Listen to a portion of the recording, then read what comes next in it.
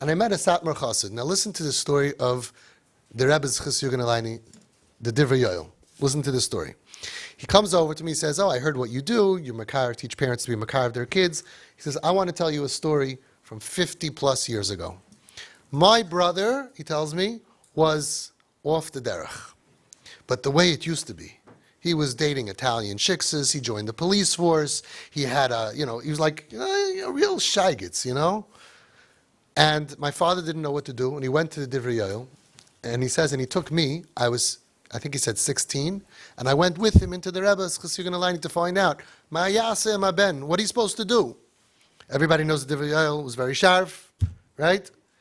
Divrei Yoel told him, be makar of him, and be makar of him, and be makar of him, be his best friend. Don't be merachek him at all. He tells me, my father, mamish, listened to the Rebbe, and he mamish was makar of my brother. He says, ad kedei kach, even though he was in the police force, even though he had an Italian shiksa, he was makar of and makar of and makar of. Ad kedei kach, my brother came up with this zany idea that he wants to be a truck driver, he wants to have a truck.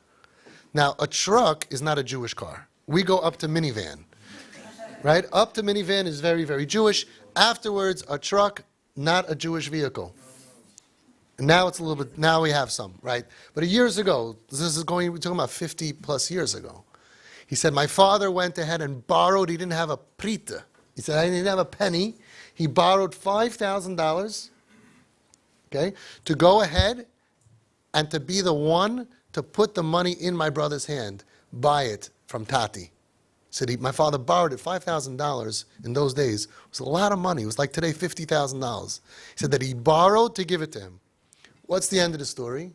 He became frum, became erlich, built a family. Today he's a grandfather of Hasidic children in Einiklach, a beautiful mishpacha.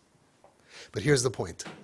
He says years later, he tells me when I met him, he said just last year, a year and a half ago, my father was nifter. Before he was nifter, he was very, very sick. And of all the kids, a big mishpacha. When a satmar person tells you a big mishpacha, it means a big mishpacha. Okay? Out of all the children, all the son-in-laws and daughter-in-laws and grandchildren, the one who was there for my father the most was this brother. For example, nobody wants to be in the hospital, but especially Shabbos, especially Yontif. It was a 3-day Yontif. Right away he said, I'll do it. He carried my father, he changed my father, he was mishamish my father, he was there. And my sister tells him, you're taking care of Tati because you feel guilty about the agmas nefesh that you gave him? He says, guilt? I don't feel guilty. I'm taking care of Tati because I know he loves me more than all of you put together. Right? Now listen to this. He tells me a few days before my father died, he had no koyach to talk.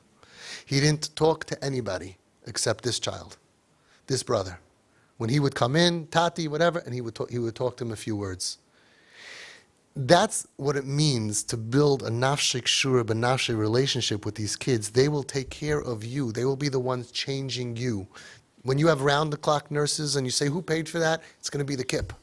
They're the ones with the biggest heart. And they have such appreciation for the parents who are willing to borrow money, a lot of money, to help them. They may not say it today. One day they're going to look back and say, wow, you were always there for me. Tati and Mami were always there for me.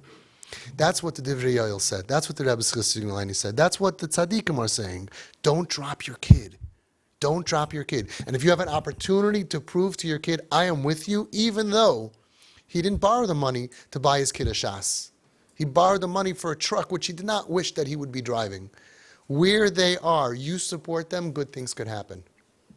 Right? That's what we have to remember. At the end of the day, they get older, we get older. Don't drop your kid.